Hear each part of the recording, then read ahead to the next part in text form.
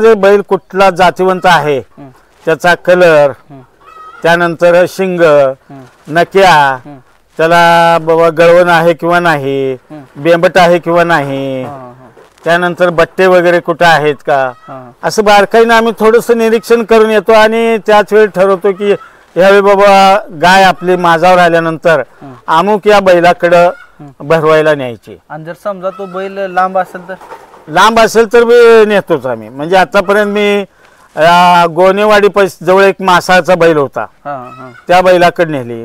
देखील कळते हा म्हणजे नफ्या तोट्याचा एक व्यवसाय म्हणून मी हे खिलार गाई संगोपन करत नाही.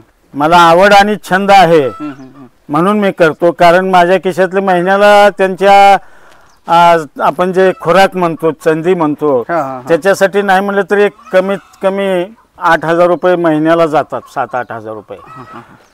पण त्याच्यामध्ये मला समाधान आहे. पळपाना आणि अंगातल्या ताकदीच्या जोरावरती पाडी पळून गेली, हातातनं निसटली. एक जवळजवळ 2 महिन्याच्या पाडीचा शोध केला मी, पण ती पाडी सापडलीच नाही शेवटी.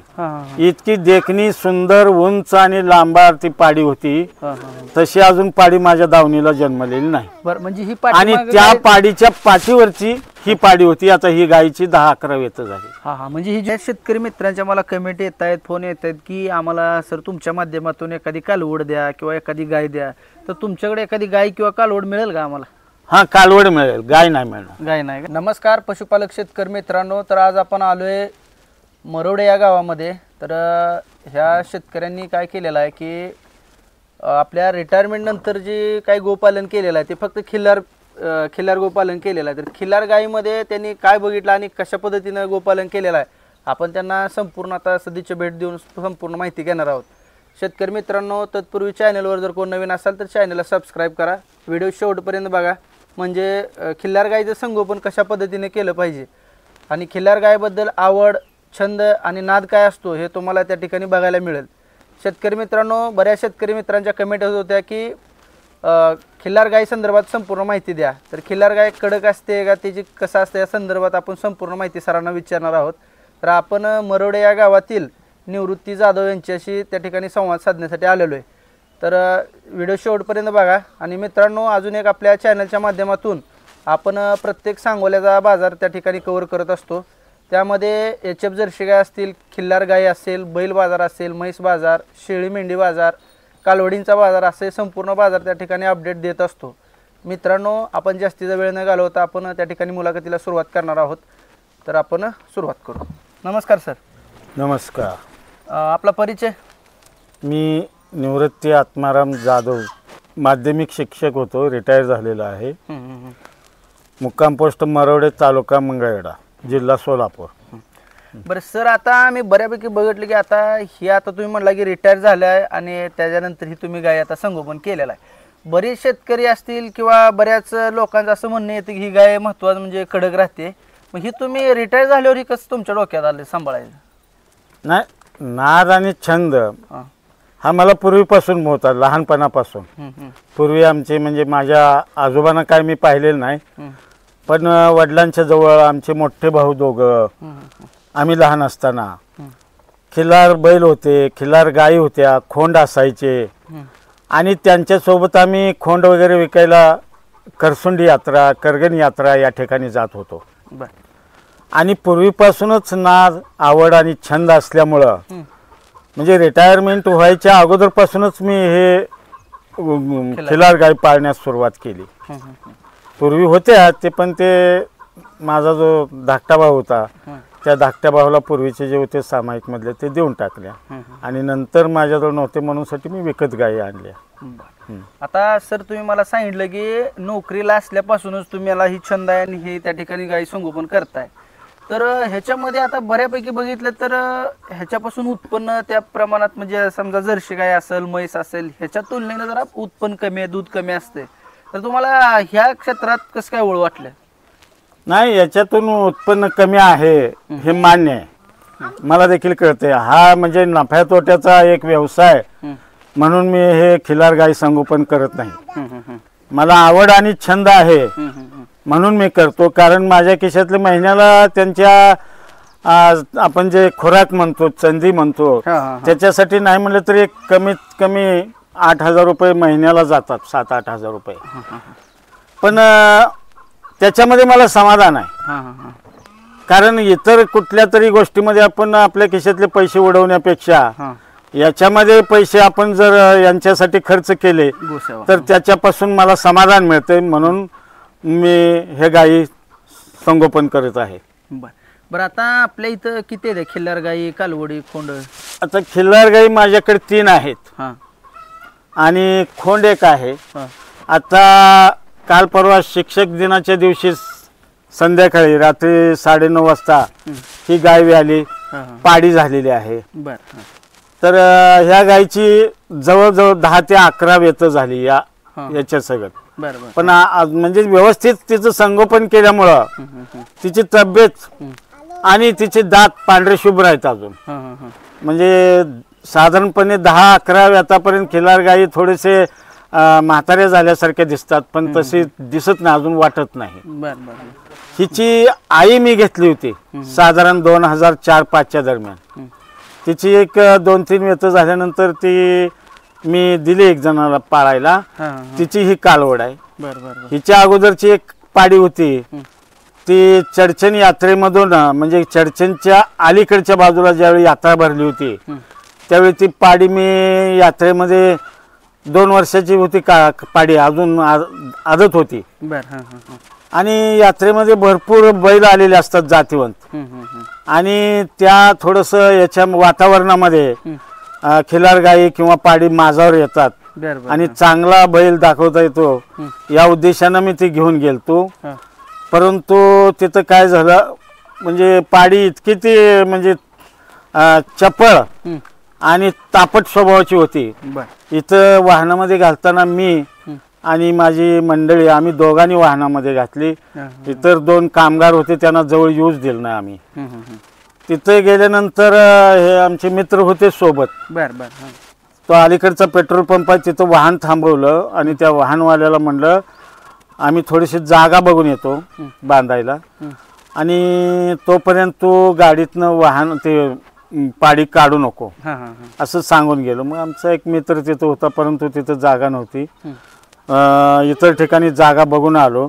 येईपर्यंत त्यांनी ते थांबले नाहीत. हा, हा, हा. म्हणजे त्यांनी बाहेर ती काढायचं. पाडी काढली वाहनामधून, हा, हा, हा.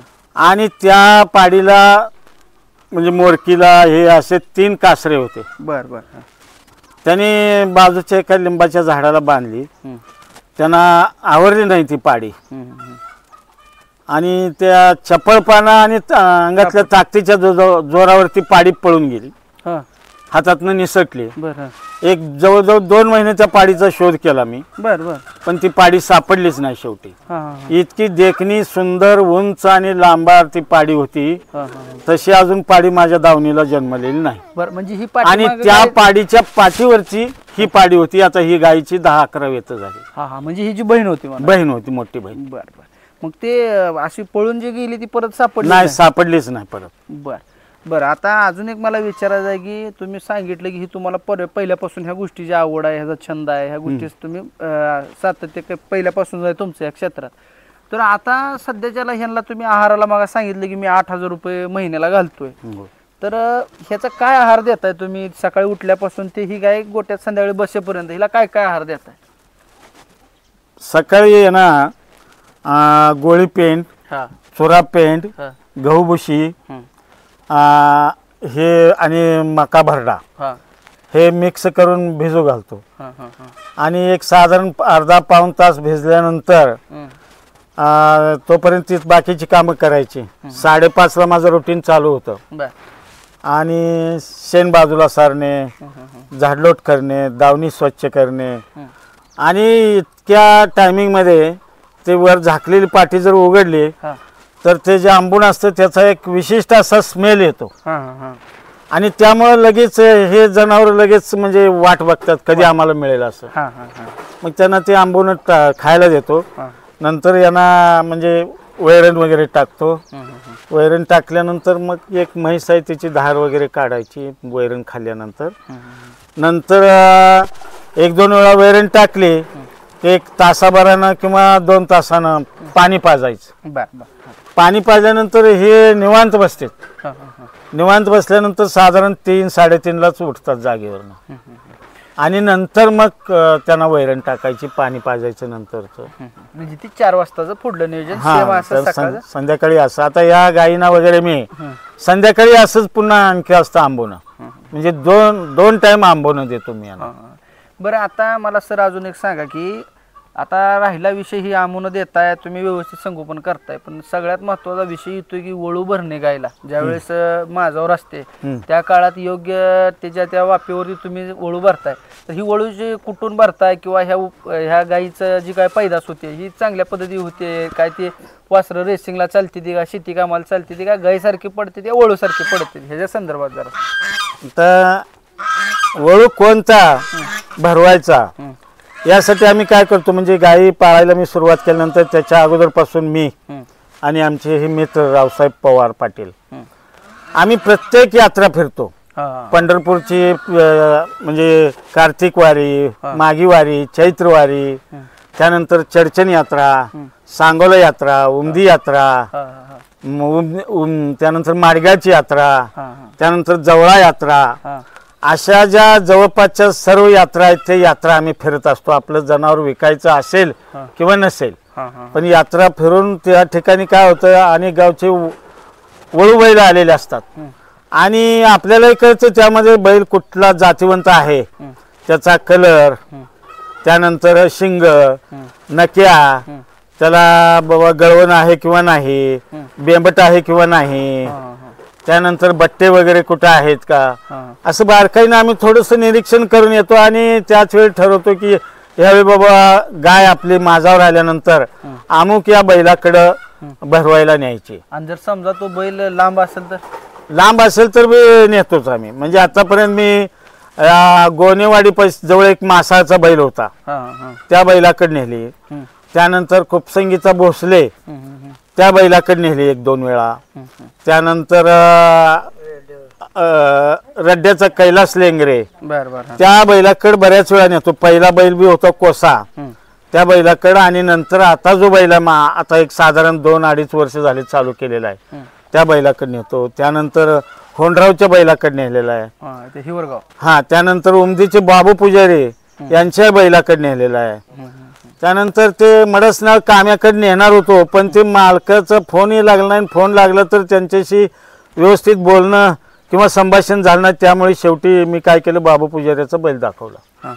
बरोबर आहे. हा अजून एक सांगा की आपल्या गोट्यावरती आता ह्या 2-3 कालवड आहेत तुमच्याकडे तर जर एखाद्या शेतकऱ्याला समजा जर असा आता तुम्ही कसं म्हणला की नाद छंद आवड ह्या गोष्टीमुळे तुम्ही ह्यात उतरला आणि ह्या गोष्टी आतापर्यंत तुम्ही सगळं करत आलाय तर जर कोणाला समजा एखादी कालवड पाहिजे असेल तर तुमच्या खात्रीने तुम्ही एखादी कालवड विकताय का किंवा देताय काय कसं असतंय ते? तो जर शेतकरी म्हणून अगदी प्रामाणिकपणे पाळणार असेल योग्य किंमत आल्यानंतर किंवा सवलत देऊन सुद्धा मी पाडी देऊ शकता. हा पण ते नेऊन आपलं थोडे दिवस पाळून पुन्हा खटकाला विकणार असेल तर अशा व्यक्तीला मी देणार नाही. नाही आता म्हणजे कसं आहे समजा जर एखाद्याने तुम्हाला खात्री दिली बाबा ही कालवड मी नेतो त्या ठिकाणी पाळतो सांभाळतो जोपर्यंत त्याला सांभाळ करता येतो तोपर्यंत सांभाळले आणि जर समजा त्याला भविष्यात नको वाटलं जरी तुम्हाला त्यांनी माघारी जरी हाय अशी देतो म्हणला तर काय अडचण आहे का तुम्हाला? काहीच अडचण नाही. हा त्याला जर सांभाळायला नको वाटत असेल किंवा इच्छा होत नसेल तर परत घ्यायला देखील मी तयार आहे. बरं आता अजून एक महत्वाचा प्रश्न राहिला आपला सुरुवातीला तुम्ही जी गाय आणली ती कुठली हीच गाय आणली होती का ती पळून गेलेली? नाही ह्या गायीची आई होती साधारण 2004-5 साली. तर इथंच गावातले आमचे दाजी सूर्यवंशी हराळे म्हणून यांच्याजवळ गाय होती गाभण आणि मी त्यावेळी म्हणजे येळवीला सर्व्हिसला होतो. अच्छा. आणि मी गाडीवर जात असताना त्यांची गाय मला ते वाटेत भेटायची चांगल्या ओळखीची वगैरे तर ती गाय गाभण आहे आणि विकायला नेणार म्हणून सांगितलं. मी शनिवारी परत येईपर्यंत त्यांनी गाय घेऊन गेले होते. मग ते आमचे एक जोडीदार ते आम्ही गेलो सांगोलच्या बाजारात आणि ती गाय ठरवली ते घेऊन आले परत आणि त्या गायचीच मगाशी सांगितल्याप्रमाणे ते पहिली पाडी पळून गेलेली आणि दुसरी ही पाडी. त्यानंतर त्या गायला 1-2 खोंड झाली. हिच्यानंतर एक पाडी झालती हा आणि नंतर काय केलं ते आमचे जे साडू होते त्यांना ते खिलार गाय त्यांच्याकडे नव्हती मोहजवळ कोळेगावहून. हा हा मग ती आम्हाला गाय पाहिजे म्हणलं ही पाडी चांगली नेत असलं तर न्या. तर नाही म्हणले आम्हाला ही ती गाय व्यायला झालती जवळ गायच मागितली काय गाय घेऊन गेले ते. बरोबर. आणि मग हिच्या पहिल्या वेळी ह्या गाईला खोंड झालता. हा हा मग मी इथंच मळ्यातलं काम असल्यामुळे मी गेलो नाही. आमचा एक कामाला जो गडी होता त्या गड्याला पाठवलं होतं खोंड विकायला. मग ते गेल्यावर साधारण 2011ची वगैरे गोष्ट असेल, 11च्या दरम्यान. तर तिथे गेल्यानंतर त्या यात्रेमध्ये खोंड सुरुवातीला 27,000ला मागितला. वर्ष 6 वर्षाचा खोंड होता. आणि परत मी दुसऱ्या दिवशी गेलो, परत किंमत रिव्हर्स आली मागणी. बरोबर. हां 22ला 23ला मागा लागली. मग मी काय विचार केला ह्याला असं कमी किमतीने विकण्यापेक्षा तिथंच त्या यात्रेमध्ये त्याच्या जोडीला एखादा खोंड मिळतो का बघितलं. पण चडचण यात्रेमध्ये मेळ लागला नाही. तिथून परत आल्यानंतर चडचण यात्रा फुटली की लगेच सांगोलची यात्रा असते. त्या सांगोलच्या यात्रेमध्ये मी आणि हे आमचे मित्र हे आम्ही गेलो सांगोलच्या यात्रेत. तर तिथं एक आम्ही खोंड पसंत केला. इथले खोमनाळचे मला वाटतं काय तर डेंबरे म्हणून त्यांचा नाव, त्यांच्याजवळचा खोंड होता. चांगला होता खोंड.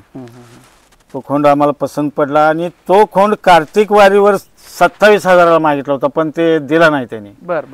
आणि परत तिथं सांगोलमध्ये आम्हाला 23,000ला मिळाला त्यांच्याकडनं. मध्यस्थ बी चांगले होते, फटेवाडीचे वगैरे हे होते. आणले जोड लावला. मग मुरगाची खरीपाची पेरणी होती, दोन्ही खोंड झोपली. खरीपाची पेरणी केली, रब्बीची पेरणी केली आणि परत कार्तिक वारीवरती जोड मी 95,000ला विकली. बापरे. आणि माझ्याकडे एक गवळा रेडा होता, तो रेडाही 35,000ला त्यावेळी विकला. हा बरं. आता सर मला अजून एक विचारायचं आहे, तुमच्या जे आता दावणीला ही आदत खोंड आहे, तर ही खोंड तुम्ही विक्रीसाठी करणार आहे का त्याला आता वळू म्हणून सांभाळणार आहे कसं? नाही मी विक्रीसाठी करणार आहे. बरं. विकणार चडचण किंवा उमदी यात्रेला नेणार होतो, परंतु मला ते सायटिका झालं होतं. बरं. त्या पिरियडमध्ये मला उभाच राहता येत नव्हतं, चालता येत नव्हतं. मग म्हणून हे थांबलेलं आहे. आता काय करणार मी, जमलंच उद्या अमावशेनंतर हे पक्ष पंधरवाडा संपतोय, अमावशेनंतर सांगोलच्या बाजारात एक वेळ नेऊन बघणार, नसेल तर कार्तिक वारीवर नेणार. कोणी घेते त्याला अजिबात काही बट्टा नाही. बरं. आता काय एवढं जाणकार आहे तुम्ही म्हणलं, काय बट्ट्याचा विषय नाही. कुठल्या वळी पैदास आहे ते? आता हा खोंड देखील कैलास लेंगरेच्या बैलाचाच आहे. बरं. ह्या दोन्ही पाडी देखील कैलास लेंगरेच्या बैलाचीच आहे. बरं. हा.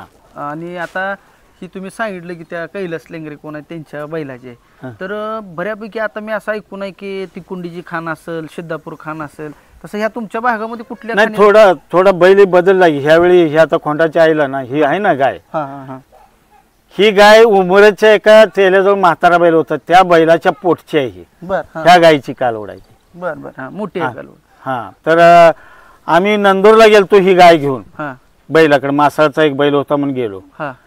तिथे गेल्यानंतर आम्हाला समजलं की ते बैल विकलेला आहे, 1 महिना झाला. मग तिथून आम्ही नंदूरमध्ये गावात आलो आणि गावातल्या लोकांनी सांगितलं तुम्ही उमरजला जावा. उमरजला गेल्यानंतर असं तिथून पलीकडे भंडारकवट्याला जो रस्ता होतो त्याच्या अलीकडे एक रस्ता इकडं जाणारा, चडचणकडं कुठं जातो पुढं निवर्गीकडं, त्या रस्त्याने पुढे गेल्यावर एक माळ लागतं चढावर टेकडीवर. एक तेल्याचा बैल होता, म्हातारा झालेला होता, त्या बैलाच्या पोटची आहे ही.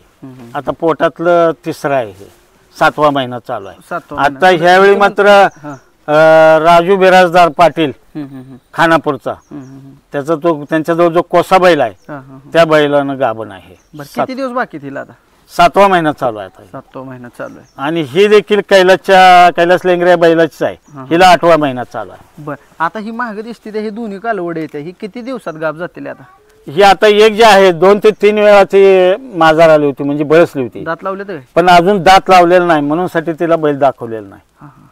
जे थोडी खाली शिंगाची आहे ना ती, आणि ती पलीकडली ती अजून आता 1.5 वर्ष व्हायचं अजून.